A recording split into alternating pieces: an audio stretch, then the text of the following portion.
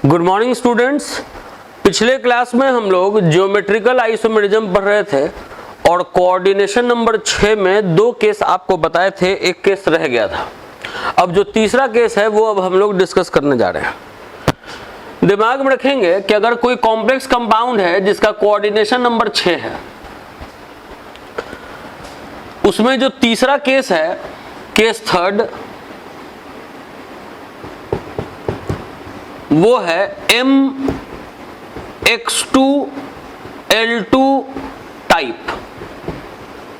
अब आपके ये दिमाग में होगा कि अगर यहां पर लिगेंड 4 ही है तो कोऑर्डिनेशन नंबर तो 4 हुआ, लेकिन दिमाग में रखिए कि ये बता चुके हैं पहले कि यहां पर ये जो लिगेंड है ये बाइडेंटेड लिगेंड है। बाइडेंटेड लिगेंड कहने का मतलब होता है ऐसा लिगेंड जिसका डोनेटिंग साइट 2 है। वाला है मोनोडेंटेड लिगेंड जिसका डोनेटिंग साइट 1 है, और ये वाला है बाइडेंटेड लिगेंड जिसका डोनेटिंग साइट 2 है। तो कभी भी कोऑर्डिनेशन नंबर अगर निकालना होता है हम लोग लिखते हैं number of ligand into donating site. तो ये हुआ 2 × 1 प्लस 2 × 2, तो ये कोऑर्डिनेशन नंबर 6 हो गया। कोऑर्डिनेशन नंबर 6 वाले कंपाउंड में ही हम लोग अभी ज्योमेट्रिकल आइसोमर्स पढ़ रहे हैं। तो ऐसे फॉर्म का अगर कंपाउंड रहा तो उसमें ज्योमेट्रिकल आइसोमर 2 होगा, एक होगा सिस और एक होगा ट्रांस। कौन सा सिस है कौन सा ट्रांस है वो डिसाइड करेगा जो मोनोडेंटेड लिगेंड है उसका पोजीशन। यही लिख दे रहे हैं कि इट डिसाइड्स सिस या ट्रांस। जैसे कोई बोले अगर आपको कि इसका स्ट्रक्चर बना के दिखाओ, तो सबसे पहले तो ये दिमाग में रखिएगा कि अगर कोऑर्डिनेशन नंबर 6 है तो मॉलिक्यूल का ज्योमेट्री होगा ऑक्टाहेड्रल। ऑक्टाहेड्रल पहले पैटर्न बना देंगे, ये बनाए ऐसे, बीच में रखे मेटल को, ये 4 पोजीशन जहां पर लिगेंड अटैच होगा, इसके ऊपर भी लिगेंड, इसके नीचे भी लिगेंड। पहले तो ऑक्टाहेड्रल पैटर्न बना देना होगा। बोले कि जो मोनोडेंटेड लिगेंड है वही डिसाइड करेगा सिस और ट्रांस।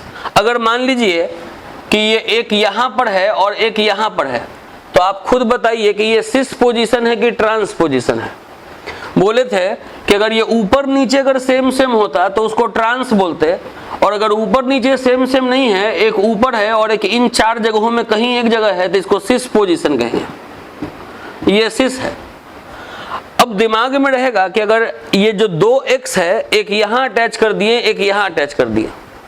अब जो अटैचमेंट वाला जगह है वो 4 जगह है जो खाली है, 1 2 3 और 4 जगह खाली है, लेकिन हमारे पास लिगेंड बस 2 ही है।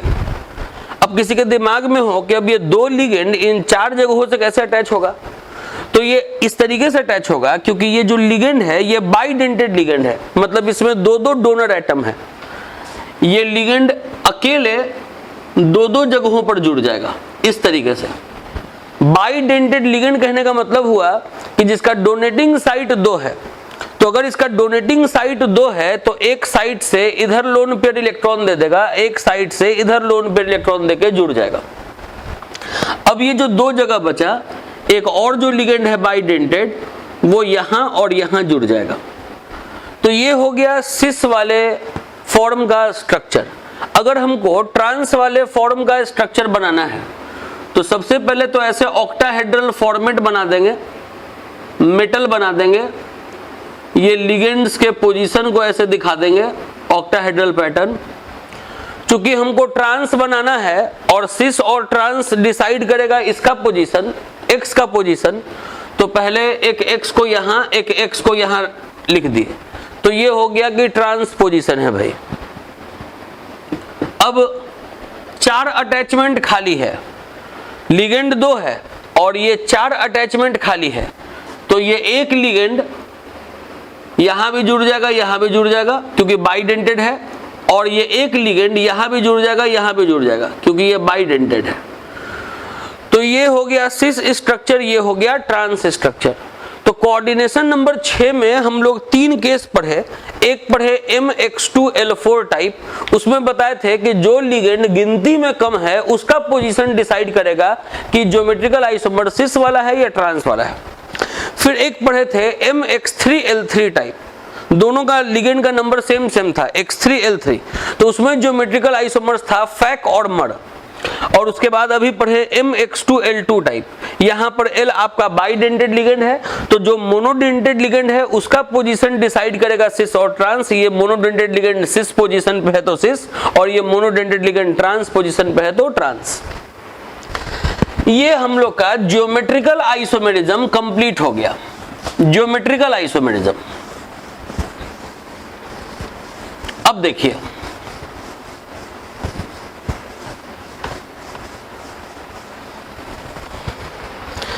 ज्योमेट्रिकल आइसोमेरिज्म के बाद आपको पहले भी बताए थे कि हम लोग जैसे ही ज्योमेट्रिकल आइसोमेरिज्म पढ़ लेंगे तो ये जानेंगे कि क्या होता है स्ट्रक्चरल आइसोमेरिज्म का मतलब, स्ट्रक्चरल आइसोमेरिज्म का मतलब, और क्या होता है स्टीरियो आइसोमेरिज्म का मतलब।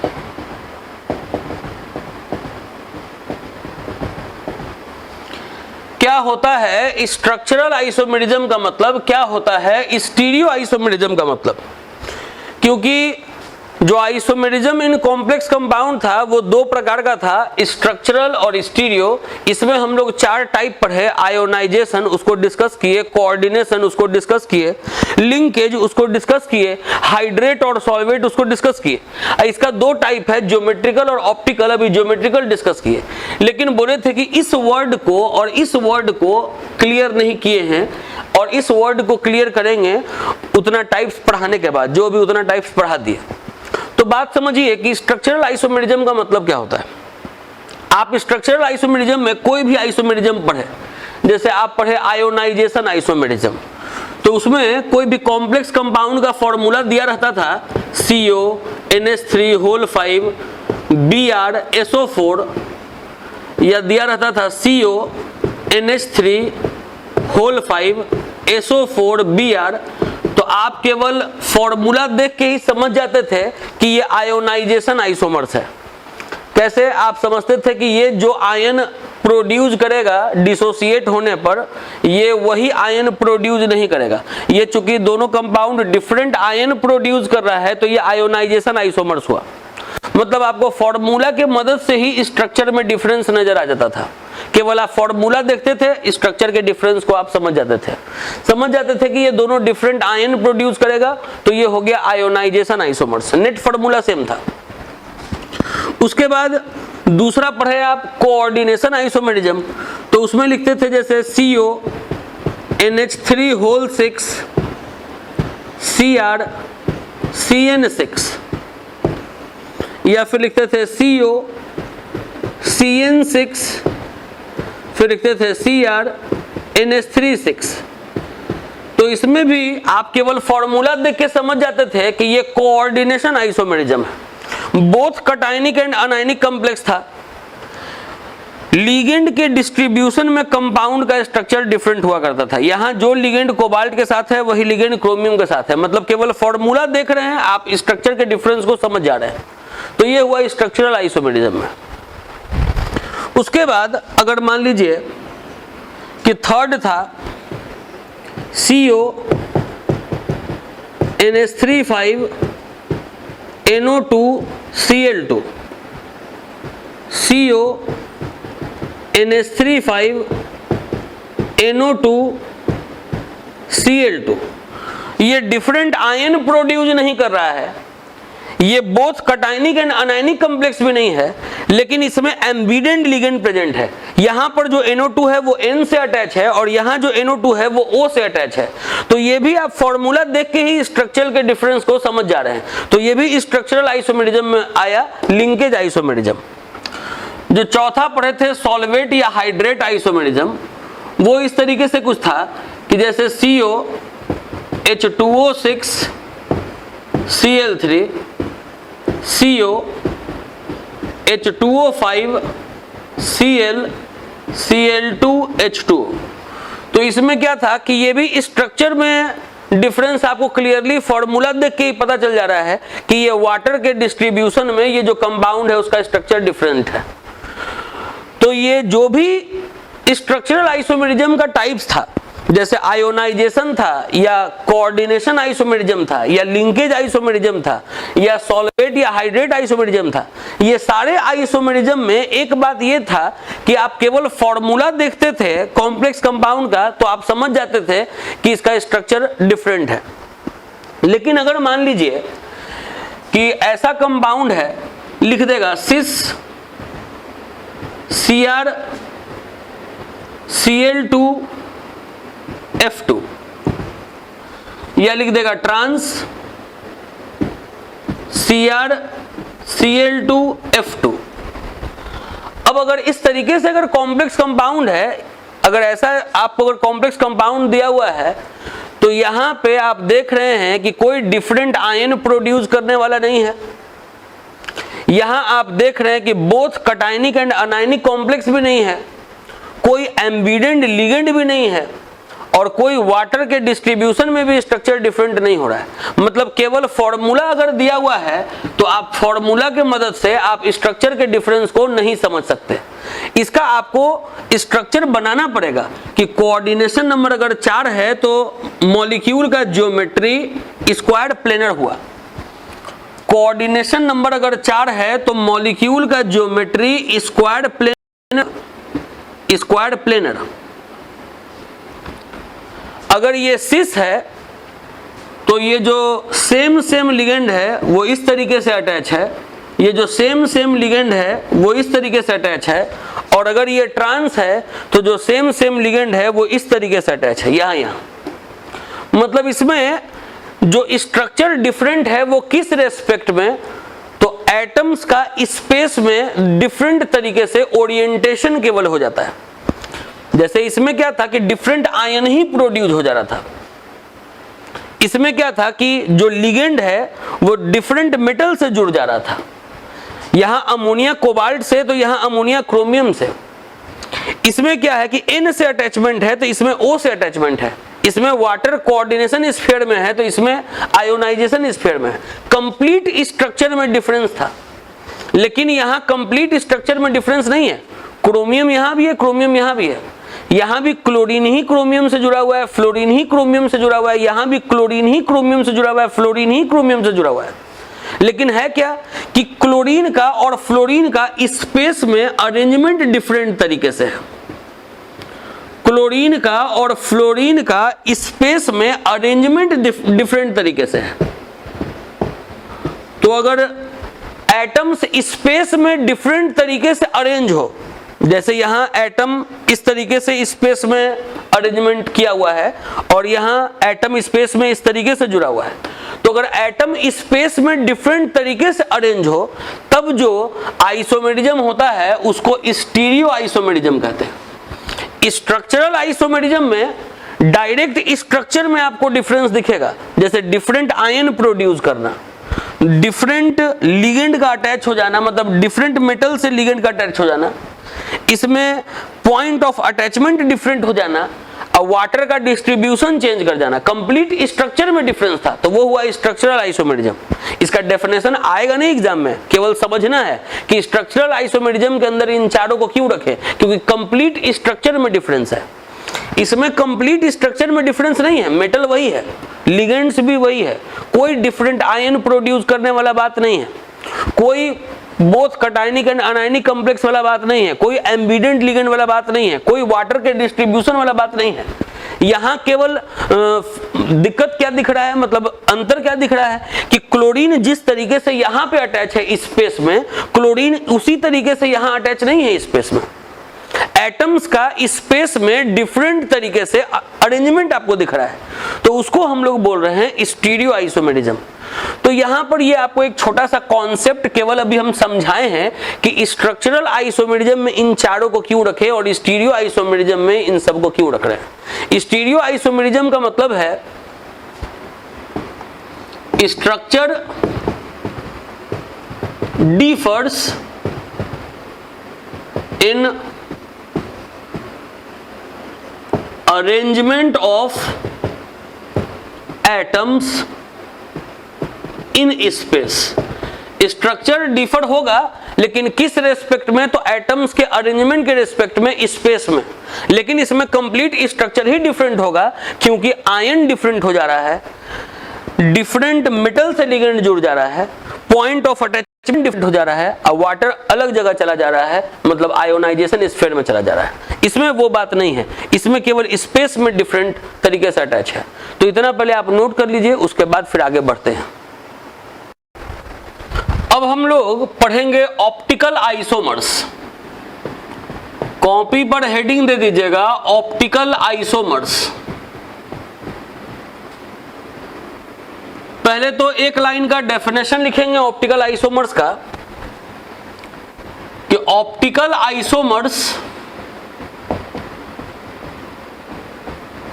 Are non superimposable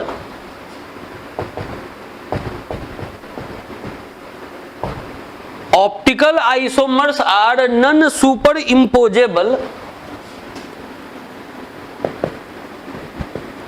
mirror images of each other. Optical isomers are non-superimposable mirror images of each other. अब ये जो लिखे हैं इसका मतलब हम आपको समझाने जा रहे हैं। जैसे अगर आपको कोई कह दिया कि draw optical isomers, draw optical isomers of CO Cl2 En2 plus, एक ऐसे कंपाउंड दे दिया CO Cl2 En2 प्लस, और कह दिया कि आपको इसका ऑप्टिकल आइसोमर्स बनाना है। ऑप्टिकल आइसोमर्स कि इसका ऑप्टिकल आइसोमर्स के स्ट्रक्चर को आप बनाइए। तो देखिए थोड़ा पेशेंस रखिएगा, धीरे धीरे समझ में आएगा बात, और वीडियो को बार बार रिपीट करके देखिएगा, 2 बार 4 बार। अब हम वीडियो डिलीट भी नहीं कर रहे हैं, वीडियो डिलीट करना भी बंद कर दिए ताकि आप 2-3 बार 4 बार, आप जितना बार चाहें उतना बार आप वीडियो को रिपीट करें। कभी भी अगर ऐसा क्वेश्चन हो कि कोई कंपाउंड आपको दे के अगर ऑप्टिकल आइसोमर्स अगर बनाने को कह दे, तो सबसे पहला आप काम करिएगा कि जो कंपाउंड आपको दिया है पहले आप उसका कोऑर्डिनेशन नंबर निकाल लीजिएगा सबसे पहले, क्योंकि जब तक आप कोऑर्डिनेशन नंबर नहीं निकालिएगा तब तक आप उसका स्ट्रक्चर नहीं ड्रॉ कर पाइएगा कि वो स्क्वायर प्लेनर है कि ऑक्टाहेड्रल है। यहां ये लिगेंड है 2 और ये है मोनोडेंटेड लिगेंड, तो इसको 1 से गुना कर दिए, और यहां ये लिगेंड है 2 और ये बाइडेंटेड लिगेंड है, तो इसको 2 से गुना कर दिए। बाइडेंटेड लिगेंड कौन कौन है ये आपको लिगेंड पढ़ाने समय बताए हैं कि EnC2O4-2 मतलब ऑक्जेलेट, ये सब आपका बाइडेंटेड लिगेंड है, तो इसको 2 से गुना किए। कोऑर्डिनेशन नंबर आ गया आपका 6, मतलब ये ऑक्टाहेड्रल कॉम्प्लेक्स है। ऑक्टाहेड्रल कॉम्प्लेक्स है, ऑक्टाहेड्रल कॉम्प्लेक्स, तो पहले जो मेटल है उसको बना देंगे, ये बना दिए कोबाल्ट। इसका ये अटैचमेंट दिखा देंगे 1 2 3 4 5 और 6। अगर इसका स्ट्रक्चर अगर बनाना है तो स्ट्रक्चर 2 प्रकार का बनेगा, एक सिस वाला एक ट्रांस वाला। आपको ये बताए हैं कि MX2L2 टाइप में 2 प्रकार का स्ट्रक्चर बनता है, एक सिस वाला एक ट्रांस वाला। कौन सिस है कौन ट्रांस है, जो मोनोडेंटेड लिगेंड है उसका पोजीशन डिसाइड करता है। अगर आप एक क्लोरीन को यहां अगर रख दिए, सिस पोजीशन पर रख दिए, तो ये हो गया सिस वाला स्ट्रक्चर। बाकी जो 2 EN है, एक EN इन 2 जगहों पे जुड़ जाएगा, एक स्ट्रक्चर तो ये हो गया। इसका जो दूसरा स्ट्रक्चर बनाना है तो पहले बनाए ऐसे कोबाल्ट, 6 अटैचमेंट बना दिए। ये बनाए हैं सिस वाला, तो ये बना दे रहे हैं ट्रांस वाला। अब 2 EN है, एक EN को यहां इन दो जगहों पर और एक EN को यहां इन दो जगहों पर जोड़ दिया। ये जो इसके ऊपर जो चार्ज प्लस है वो सब नहीं दिखाया जाता है। अगर बहुत मन हो तो ऐसे करके ऐसे प्लस दिखा सकते हैं, बहुत अगर ऐसे मन हो तो इसको ऐसे करके ऐसे प्लस दिखा सकते हैं। तो ये एक स्ट्रक्चर बन गया सिस वाला, एक स्ट्रक्चर बन गया ट्रांस वाला। तो कोई बोलेगा सर आप तो ये ज्योमेट्रिकल आइसोमर्स बना रहे हैं, यहाँ क्वेश्चन में तो ऑप्टिकल आइसोमर्स कह रहा है। तो जी अब मेरी बातों को सुनिएगा ध्यान से। कोई भी कॉम्प्लेक्स कंपाउंड है, अगर आपको बोल दिया उसके ऑप्टिकल आइसोमर्स का स्ट्रक्चर बनाने को, तो पहले आप क्या करेंगे कि कोऑर्डिनेशन नंबर निकाल लेंगे। कोऑर्डिनेशन नंबर ज्योमेट्री डिसाइड कर देगा और उसका जो भी ज्योमेट्रिकल आइसोमर्स का स्ट्रक्चर होगा वो ज्योमेट्रिकल आइसोमर्स के स्ट्रक्चर को बना देंगे। उसके बाद फिर आप दोनों स्ट्रक्चर के आगे मिरर लगाएंगे। मिरर इसके स्ट्रक्चर के बगल में ऐसे मिरर लगाएंगे और सोचेंगे कि इसका अगर मिरर इमेज बनाना हो तो कैसे बनाएंगे। तो मिरर इमेज में भी जो फॉर्मेट है वो नहीं बदलेगा, मतलब कोबाल्ट जैसे बीच में है वैसे कोबाल्ट बीच में रहेगा, जैसे ये 6 अटैचमेंट है वैसे 6 अटैचमेंट रहेगा। लेकिन क्लास 10th में एक बात आप पढ़े होंगे कि when an object is placed in front of a plane mirror, then left part of object becomes right part of image and right part of object becomes left part of image. This is called lateral. ये आप class 10th में पढ़े हैं कि अगर किसी object को mirror के सामने जब रख देते हैं तो ऑब्जेक्ट का जो लेफ्ट पार्ट है इमेज का राइट पार्ट बन जाता है और ऑब्जेक्ट का जो राइट पार्ट है इमेज का लेफ्ट पार्ट बन जाता है। इस इन्वर्सन को लैटरल इन्वर्सन कहते हैं। अब जैसे ये अगर हम लोग रख दिए मिरर में तो पहले तो प्लेन चेंज नहीं करेगा, जैसे जहां जो अटैचमेंट है 6 वो 6 अटैचमेंट तो पहले बना दिए, लेकिन जो लेफ्ट पार्ट में है वो राइट पार्ट में आ जाएगा। जो राइट पार्ट में है वो लेफ्ट पार्ट में आ जाएगा। ऐसा स्ट्रक्चर इसका हो जाएगा। अब अगर आप इसको यहां से उठाएं और इसके ऊपर अगर रख दिए, ये पूरे स्ट्रक्चर को अगर आप उठाएं और इसके ऊपर रख दिए तो आपको ये सोचना है कि क्या ये इसको पूरा पूरा ढक देगा कि नहीं ढक देगा, कवर करेगा कि नहीं करेगा। तो अगर आप इसको उठा के अगर इस पे रखिएगा तो ये कवर नहीं करेगा, क्योंकि ये EN इस साइड है और यहाँ EN इस साइड है। इसको उठा के अगर इस पे रखेंगे तो यहाँ पर तो EN है नहीं, तो ये कवर अप नहीं होगा। तो ये हुआ non superimposable mirror image. अगर इन दो स्ट्रक्चर को देखें कि ये दो स्ट्रक्चर में क्या डिफरेंस दिख रहा है, तो ये दोनों स्ट्रक्चर ऐसा लग रहा है कि दोनों स्ट्रक्चर एक दूसरे का मिरर इमेज है।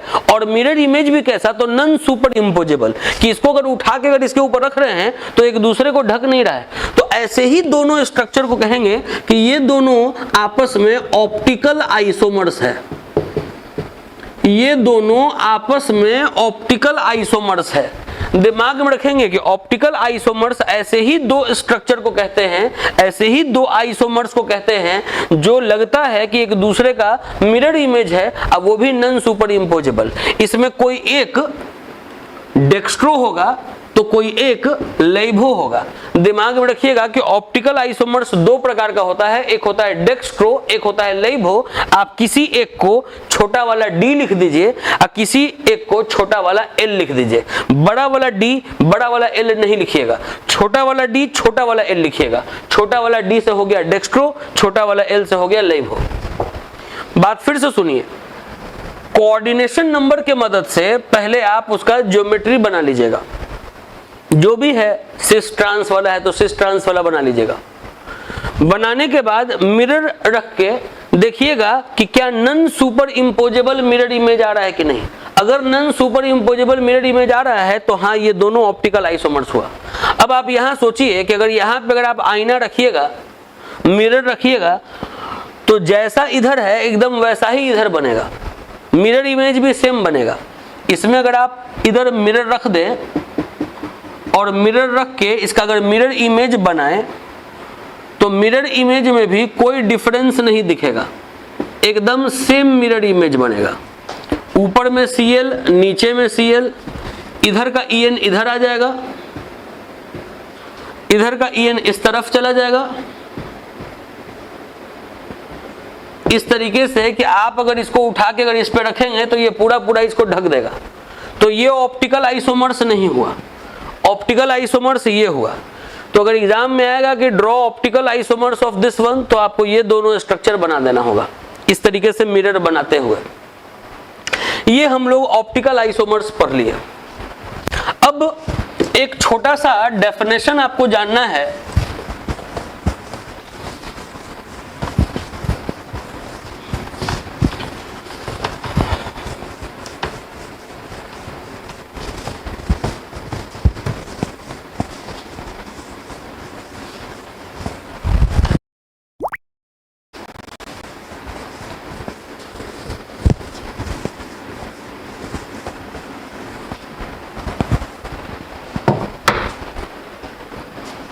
एक डेफिनेशन जानना है, लिखेंगे chelate ligand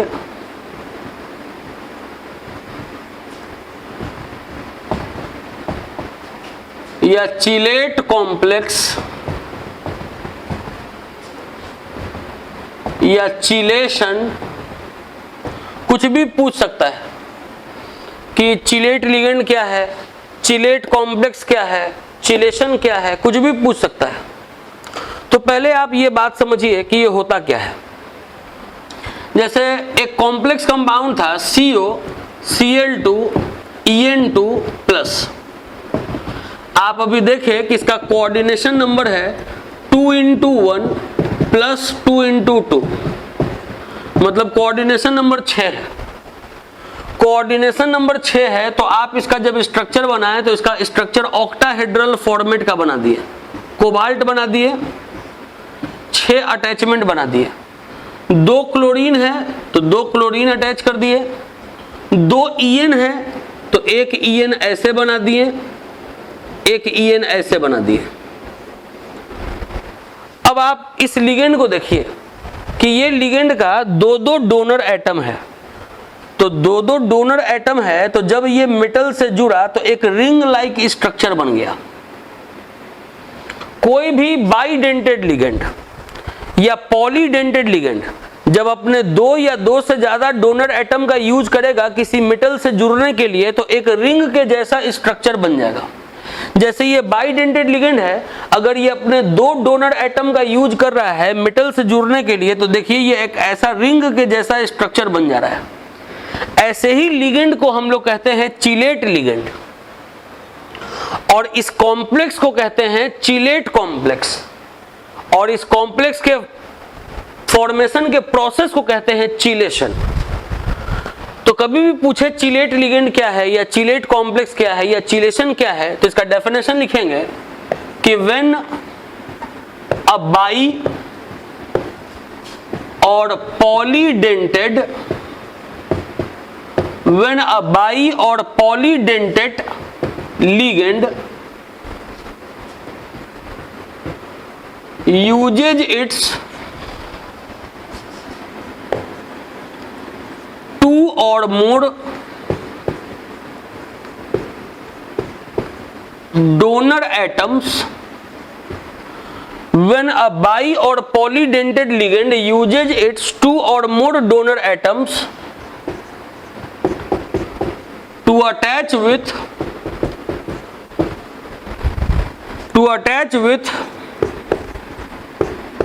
a central metal atom or ion. When a bi or polydentate ligand uses its 2 or more donor atoms to attach with a central metal atom or ion, then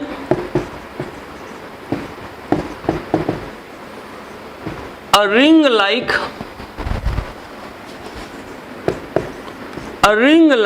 structure is formed. The ligand is called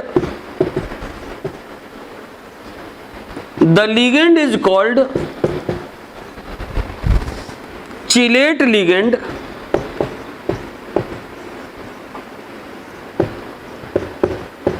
The complex is called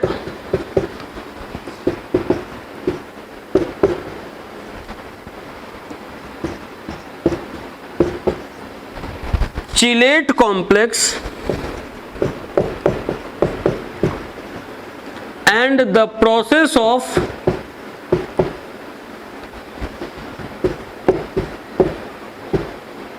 forming such complex is called chelation। तो ये आप अब लोग पहले note कर लीजिए, यहां तक नोट करके उसके बाद फिर आपको इसका इंपॉर्टेंट टॉपिक, एक और बहुत इंपॉर्टेंट टॉपिक बचा हुआ है, वो अब हम लोग सीखेंगे। इतना पहले नोट कर लीजिए। देखिए, अब एक इंपॉर्टेंट डेफिनेशन आप पहले नोट करिए, स्पेक्ट्रोकेमिकल सीरीज। आपको इस चैप्टर में हम ज्यादा रटने के लिए नहीं बोले हैं, शुरुआत में एक चीज याद करने के लिए बोले हैं, वो है लिगेंड का नाम और चार्ज, कि कौन लिगेंड का नाम क्या है, चार्ज क्या है। दूसरा चीज याद करने के लिए बोले थे, 2-3 आपको बाइडेंटेड, एक ट्राइडेंटेड और एक हेक्साडेंटेड लिगेंड हम नाम लिखवा दिए थे, बोले थे कि उनको याद कर लीजिए, बाकी सब मोनोडेंटेड हुआ। अब एक आखिरी बात, इस पूरे चैप्टर में आखिरी बात आपको याद करने के लिए बोलेंगे, स्पेक्ट्रोकेमिकल ये सीरीज याद करने के लिए बोलेंगे। 2 लाइन में ये सीरीज लिखे हैं, एक ऊपर और एक नीचे। आप जब कॉपी पर नोट करेंगे तो इस बात को ध्यान में रखेंगे कि जितना लिगेंड को हम ऊपर लिखे हैं, आप भी उतना लिगेंड को अपने कॉपी में एक लाइन में अटा लेंगे। ये नहीं कि थोड़ा सा लिखे फिर आप सेकंड लाइन यूज करना स्टार्ट कर दिए, नहीं, पूरे एक लाइन में ये आ जाना चाहिए और ये दूसरे लाइन में आ जाना चाहिए। दिमाग में रखिएगा कि ये जो ऊपर वाला लाइन में जो भी लिगेंड लिखा हुआ है वो वीक फील्ड लिगेंड लिखा हुआ है, वीक फील्ड लिगेंड, कमजोर लिगेंड। और ये जो दूसरे लाइन में जो लिखा हुआ है वो स्ट्रॉन्ग फील्ड लिगेंड लिखा हुआ है, स्ट्रॉन्ग लिगेंड। स्पेक्ट्रोकेमिकल सीरीज क्या है, तो अगर लिगेंड को हम लोग अरेंज कर दें बढ़ते हुए फील्ड स्ट्रेंथ में, पहले उस लिगेंड को रखें जो कमजोर है, फिर उसको जो उससे स्ट्रॉन्ग है, फिर उसको जो उससे स्ट्रॉन्ग है, फिर उसको जो उससे स्ट्रॉन्ग है। अगर लिगेंड्स को हम लोग अरेंज करें बढ़ते हुए फील्ड स्ट्रेंथ पे, तो ये जो सीरीज बनेगा उसी सीरीज को स्पेक्ट्रोकेमिकल सीरीज कहते हैं। अब आपके दिमाग में आएगा कि ये वीक लिगेंड है इतना, ये स्ट्रॉन्ग लिगेंड है इतना, अगर हम ये याद कर भी ले तो फिर क्या फायदा, मतलब ये याद करने का, स्ट्रॉन्ग लिगेंड वीक लिगेंड। तो अभी आप जान जाइए कि अभी तक हम लोग जो भी आप पढ़े हैं इस चैप्टर में, तो हम लोग अभी लॉन्ग आंसर क्वेश्चन नहीं पढ़े हैं, अब हम लोग लॉन्ग आंसर क्वेश्चन पे आने जा रहे हैं। अब एक ऐसा क्वेश्चन आपको सिखाएंगे जो एग्जाम में 5 मार्क्स में आता है जी, 5 मार्क्स का क्वेश्चन अभी सिखाने वाले हैं। अब तो 5 मार्क्स का वो क्वेश्चन सीखने के लिए ये आपको दिमाग में रखना होगा कि कौन है वीक लिगेंड, कौन है स्ट्रॉन्ग लिगेंड। आप ये याद कर लीजिए ना, ये 6 लिगेंड याद कर लीजिए कि ये 6 स्ट्रॉन्ग है, EDTA-4 NH3 EN NO2 CnCO, ये आप याद कर लीजिए कम से कम, ये स्ट्रॉन्ग लिगेंड है। स्ट्रॉन्ग याद है, अब इसको छोड़ के जो है वो वीक हो गया। लेकिन अगर स्पेक्ट्रोकेमिकल सीरीज आएगा लिखने को कि व्हाट इज स्पेक्ट्रोकेमिकल सीरीज, ये आता नहीं है स्पेक्ट्रोकेमिकल सीरीज लिखने के लिए, लेकिन अगर मान लीजिए आ गया तो आपको ये लिखना होगा। तो उस केस में आपको ये पूरा सीरीज ऐसे जैसे लिखा हुआ है वैसे याद रखना होगा कि when ligands are arranged in order of increasing field strength then the arrangement formed is called spectrochemical series. और ये डिफरेंट लिगेंड्स को अरेंज कर दिया गया है बढ़ते हुए फील्ड स्ट्रेंथ पे। तो आप यहां तक याद करके रखिए आज। उसके बाद जो अब अगला क्लास होगा उसमें हम आपको 5 मार्क्स कैरिंग क्वेश्चन कैसे सॉल्व करते हैं उसका ट्रिक सिखाएंगे। आज के लिए इतना ही, एनफ फॉर द डे।